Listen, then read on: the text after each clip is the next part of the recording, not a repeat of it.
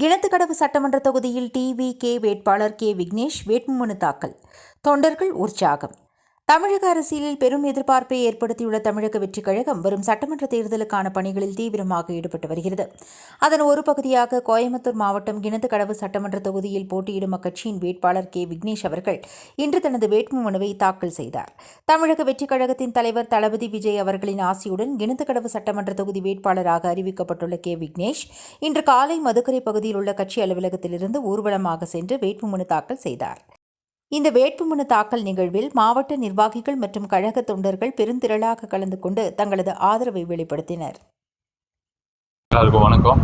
என் பேர் விக்னேஷ். நான் இன்னைக்கு தமிழக வெற்றி கழகம் தளபதியோட வெற்றி வேட்பாளராக கிணத்துக்கடவு சட்டமன்ற தொகுதிக்குள்ள வேட்புமனு தாக்கல் செஞ்சுருக்கேன்.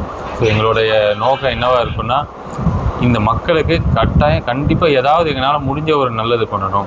ஊழல் இல்லாத ஆட்சி கொடுப்போம், ஊழல் இல்லாத ஆட்சி கொடுப்போம் நிறைய பேர் சொல்கிறாங்க. சத்தியமாக அப்படி சொல்கிறவங்கள அவங்களோட பின்னாடி அந்த வரலாறை பார்த்தா அவ்வளோ பெரிய ஊழலோட குப்பைகள் நிறைஞ்சிருக்கும். ஆனால் நாங்கள் இன்னைக்கு வரைக்கும் எந்த ஒரு ஊழல் கரைப்படியாத ஒரு கழகம்னா அது தமிழக வெற்றி கழகம் தான். அந்த கழகத்திலேருந்து நாங்கள்லாம் வந்திருக்கோம்.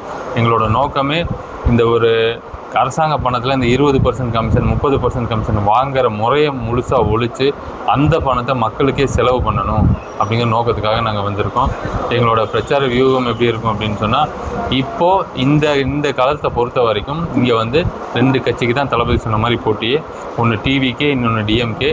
கண்டிப்பாக டிஎம்கேவை மக்கள் ரொம்ப வெறுக்க ஆரம்பிச்சிட்டாங்க. அவங்க ஒரு பண்ணையார்த்தனமான ஒரு அரசியலை இப்போது இங்கே நடத்திட்டு இருக்கிறாங்க.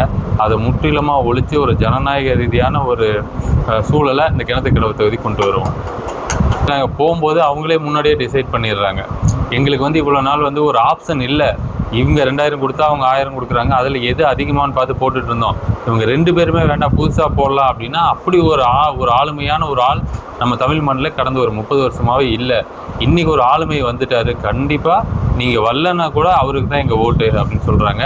இன்னொன்று அவங்க சொல்கிறது என்ன அப்படின்னா, நீங்கள் வந்து வெளியே சொல்லாதீங்கப்பா, பாருங்க பக்கத்து வீட்டில் இருக்கிறானுங்க, இவன் தான் காசு கொடுப்பான் எனக்கு, நான் நோட்டீஸ்லாம் வாங்கி ஸ்டிக்கர் ஒட்டினா கொடுக்க மாட்டான், ஆனால் நான் வாங்கிக்குவேன், என் ஓட்டு கண்டிப்பாக தளபதிக்கு தான்.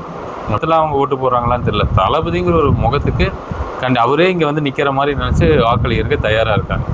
நிறைய இடத்துல சொல்லிகிட்டே இருக்கேன். மொத்தம் கிணத்துக்கடவே கோயம்புத்தூரோட குப்பை தொட்டி தான்.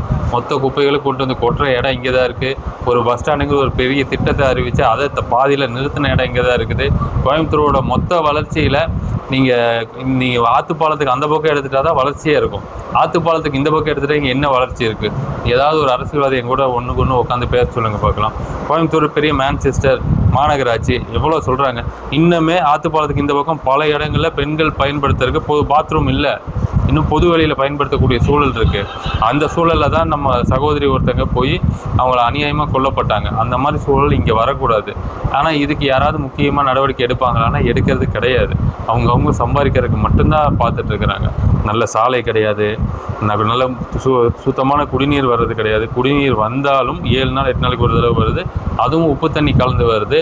இந்த வெள்ளூர் பகுதியில் நிலத்தடி நீர்லாம் மஞ்சள் கலரில் வருது. கூடிய சீக்கிரம் கிணத்துக்கடவு பேரூராட்சி நீரும் அங்கேயே அந்த கல்லுக்குள்ளியில் குப்பை போட்டு அதை வந்து தரம் பிரிக்க மாட்டேங்கிறாங்க. அது அங்கேயே இருக்குது. அந்த மண்ணும் இன்னும் கொஞ்ச நாள் நம்ம அடுத்த தலைமுறை வரும்போது அந்த தண்ணியை பயன்படுத்த முடியாத ஒரு சூழல் நிச்சயம் உருவாகும். அந்த பிள்ளையார்புரம் அந்த அறிவொளி நகரில் அப்பார்ட்மெண்ட்லாம் இருக்குது. அவங்களாம் உண்மையாலும் ரத்த கண்ணீர் வடிக்கிறாங்க.